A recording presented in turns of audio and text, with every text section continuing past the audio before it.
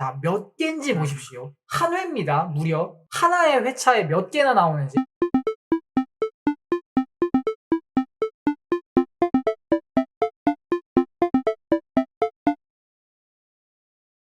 자, 그럼 제가 선정한 가장 기억에 남는 에피소드, 어떤 에피소드일지 한번, 어떤 사건일지 한번 보시죠. 바로 이 에피소드. 이게 어떤 에피소드냐면, 이 전에 의뢰를 하잖아요. 근데 패턴이 있어요. 의뢰, 해결, 의뢰, 해결, 의뢰, 해결. 그렇게 쭉 이어져 왔는데, 여기서만 패턴이 좀 다릅니다. 거절했나요, 혹시? 네. 거절을 했어요. 이 목사님이. 그리고 또 특이한 게, 저희가 또 기독교인이잖아요. 크리스찬이잖아요. 요 장면이 좋았던 게, 이 드라마나 영화에서 보여지는 이런 타락한 성직자의 모습과 다르게 기존에 비춰졌던 목사님 같은 모습, 목사님 같은 목사님, 성직자다운 성직자, 용서한 거잖아요. 그런 모습을 보여주십니다.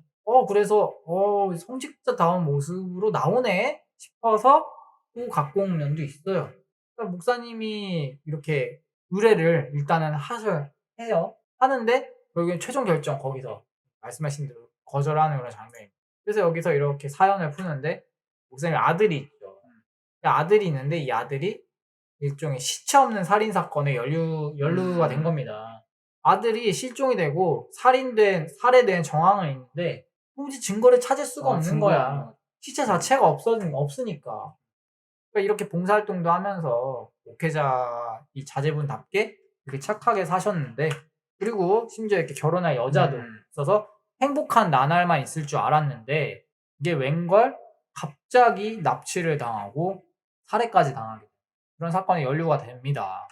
그리고 그 동기는, 지금 이 깡패가 이렇게 해서 납치를 하고 있는데, 약을 먹이고, 그래 이제 약을 탔죠. 납치를 하고 있는데 이유가 저거죠. 이 결혼할 여자에게 내가 관심이 있다. 그래서 결혼을 못하게 하겠다. 이 남편 될 사람을 죽이면 되니까. 그래서 지금 죽이려고 끌고 가고 있는 겁니다. 그래서 이렇게 해서 죽었어요. 사연 소개가 다 끝나고 최종 결정의 순간이 왔어.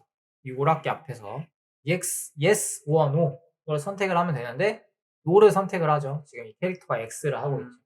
복수하시겠습니까? 아니요 라고 최종 결정을 내린 거예요.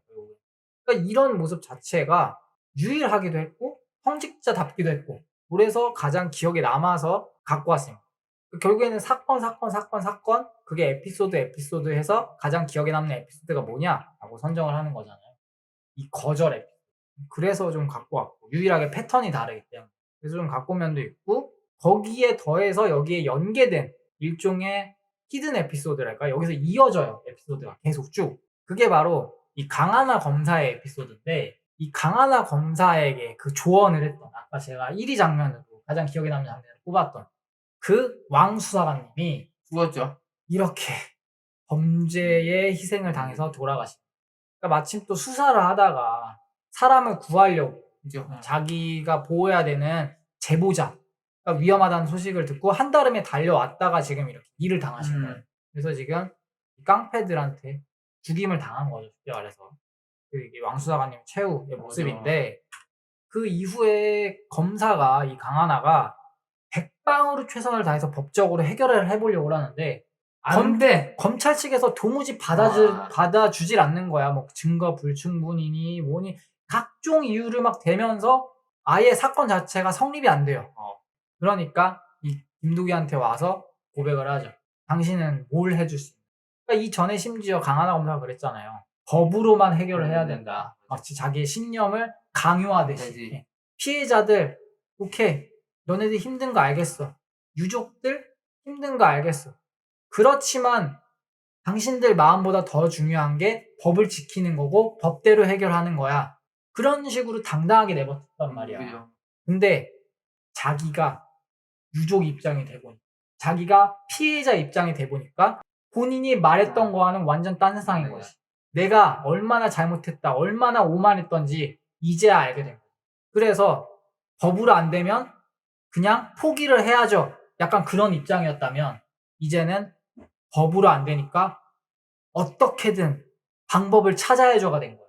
수단 방법을 가리지 않고 이걸 해결해야겠다라는 그런 입장이 된 거죠. 그래서 김도기를 이렇게 찾아와서 말을 하는 겁니다. 당신은 뭘 해줄 수 있는데, 당신은 피해자들에게 어떻게 그 마음의 응어리를 해결해 줄 수 있는데 라고 묻고 있는 거예요. 그러니까 단 한마디 복수, 이렇게 대답을 하는 거예요. 딱 그러고 있는 장면입니다. 우리가 놓친 사람들, 우린 단 한 명의 억울한 죄인도 만들지 않으려는 것뿐이야. 100명의 범죄자를 풀어주는 한 있더라도. 그럼 그 100명에게 상처받은 사람들은 100명에게 상처받은 사람들. 당신은 그들을 위해 뭘 해줄 수 있는데. 복수.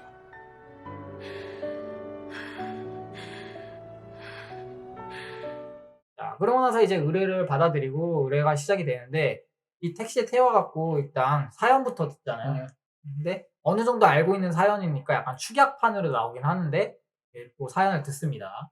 그리고 노래방에 이렇게 와서 마침내 결정을 하죠. 근데 예스. O를 선택을 합니다. 그리고 이 사건이 특이한 게 시차 없는 살인 사건에 그 왕수사관님이 연루가 된 거야. 그죠. 알고 보니까 목사님이 노 했던 그 사건과 같은 사건인 그죠. 겁니다.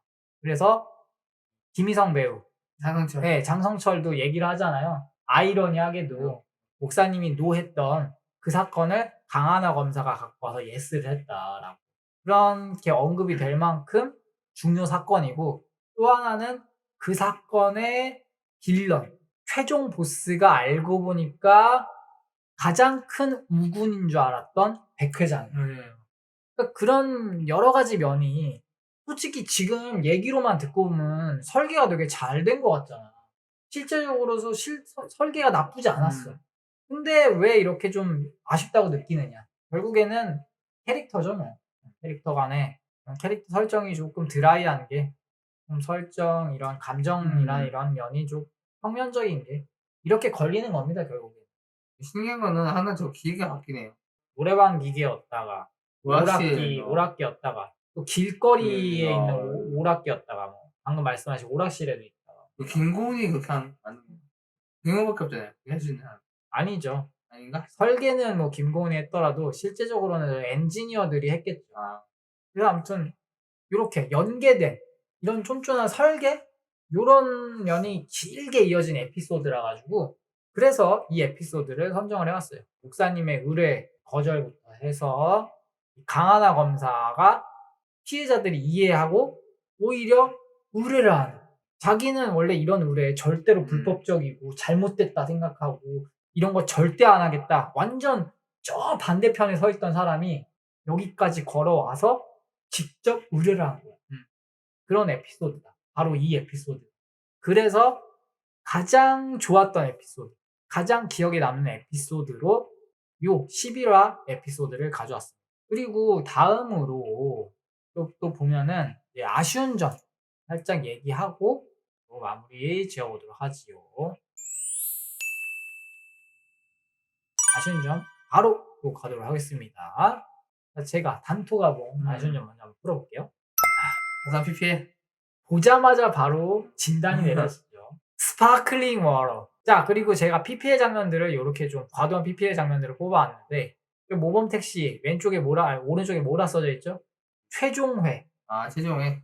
특별히 최종회에서만 뽑았어요. 최종회에 나온 PPL들만 뽑아왔어요. 자, 몇 개인지 보십시오. 한 회입니다. 무려 하나의 회차에 몇 개나 나오는지. 지금 여기 스파클링 워터가 나왔죠. 일단 1차적으로.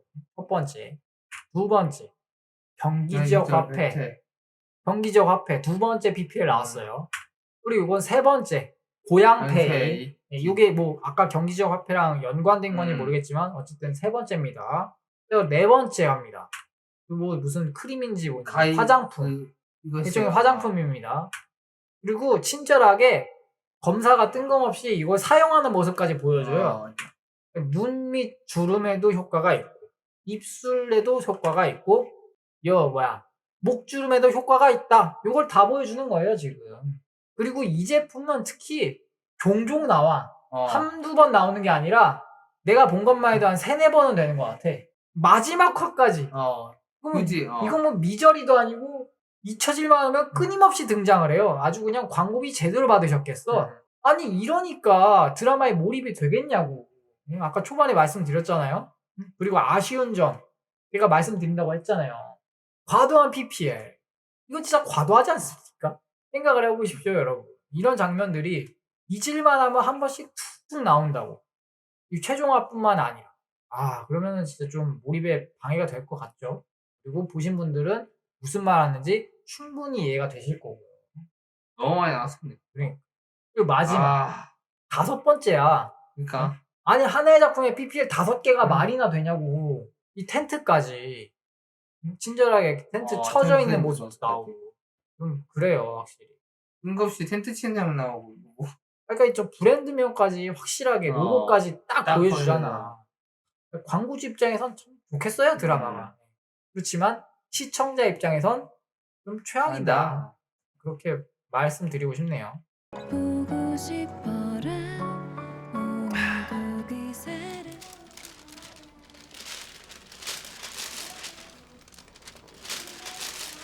스트레스 받아봤자 나만 늙지. 어디 줄줄이 나와봐라. 내가 싹 다 잡아줄 테니까. 그래도 피부 훨 좋아 보이세요.